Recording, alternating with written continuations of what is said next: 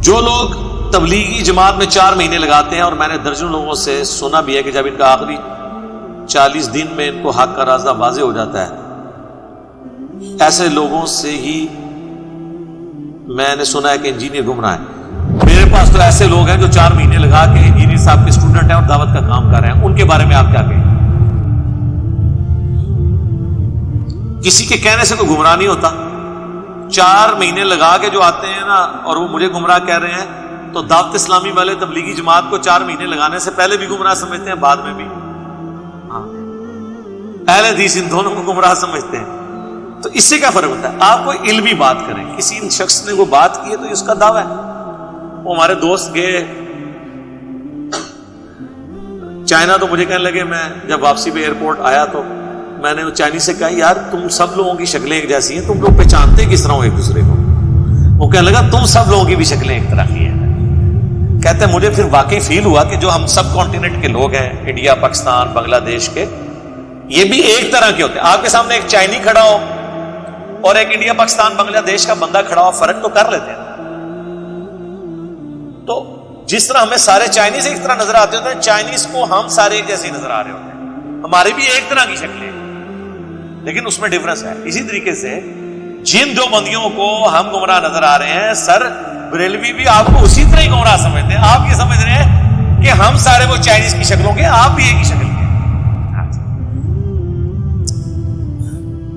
کہہ رہے ہیں جی ہمارا پیغام ان تک پہنچائیں کہ اعلان کریں۔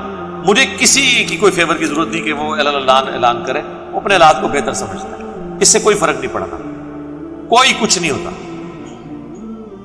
یعنی پاکستان میں بڑے علماء ہیں، میں ان کا نام نہیں لیتا، اللہ تعالیٰ نے ان کو ہدایت دے دی ہے، لیکن اعلان حق نہیں کرتے۔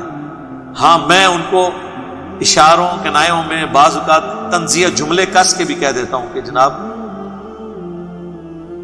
ابھی کچھ دن پہلے ایک پاکستان لیول کے بہت بڑے عالم کا مجھے فون آیا، دیوبند کے مکتب سے وہ تعلق رکھتے ہیں، میں نام نہیں بتاتا۔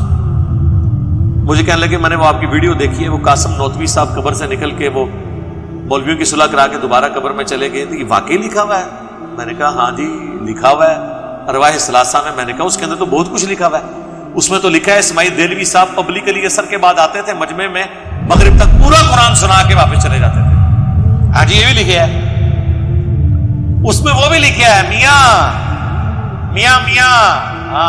میاں قاسم نوتوی صاحب کو میاں رشید احمد گنگوئی صاحب پبلکلی کہتے ہیں میاں ہمارے ساتھ چرپائی میں لیٹ جائیں، ان کا حضرت لوگ کیا کہیں گے، ان کا لوگوں کو کہنے دو۔ پھر وہ ساتھ لٹا کے کروٹ ان کی طرف کرتے ہیں، عاشق صادق کی طرح ان کے سینے پہ ہاتھ رکھتے ہیں، اور وہ لوگ کہتے ہیں نہیں بس اگے تو نہیں گئے نا، اگے کی تو جا سکتے سن، اگے تو انگریز بھی نہیں جاندا۔ آپ انگریزوں کی بھی جو بےہودگی آپ کو نظر آتی ہے چوکوں چوراہوں پہ، وہ مرد و عورت کی وہ اسی لیول تک نظر آتی ہے، اوپنلی آگے تو وہ بھی نہیں جاتے ہیں، اتنی تو اگر ان کو بھی ہے تو انہوں نے آگے کیوں جانا تھا؟ یہ تو ماشاءاللہ عالم دین ہے، ان کو تو پتہ ہے کہ بھئی کس وقت آگے جانا ہے کس وقت نہیں جانا۔ تو میں نے کہا اس میں تو یہ بھی لکھا ہوا ہے، اس میں تو اور قبر کی مٹی کے حوالے سے کیا کیا اپنے بزرگوں کے انہوں نے واقعات لکھے ہیں کہ وہ وہاں سے لوگ مٹی لے کے جاتے تھے، ان کو شفا ہو جاتی تھی، کیا کچھ نہیں لکھا ہوا اس میں۔ کہتے ہیں یار یہ واقعی لکھا ہوا ہے، مجھے پکچر بھیجو۔ میں نے کہا جی پکچر نہیں، میں آپ کو کتاب بھجوا دیتا ہوں۔ میں نے انہیں کتاب بھجوا دی، پھر میں نے ان سے پوچھا کتاب آپ کو مل گئی ہے؟ وہ مل بھی گئی۔ بال فون پہ میں نے انہیں چٹکی کاٹ لی، میں نے کہا جی یہ چکڑنا کہ جے یا تو تسی اس نو پھر بیان کر کے تو اعلان حق بلند کریں۔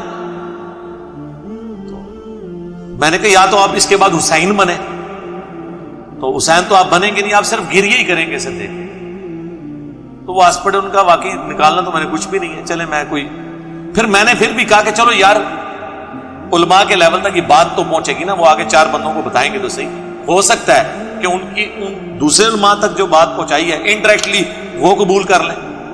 یہ بھی تو ہوتا ہے نا کہ وہ ہدایت جو یہودیوں کے لیے بدرجہ اولا تھی، وہ اوس اور خزرج کے لیے ہدایت کا سبب بن گئی۔ جزاك الله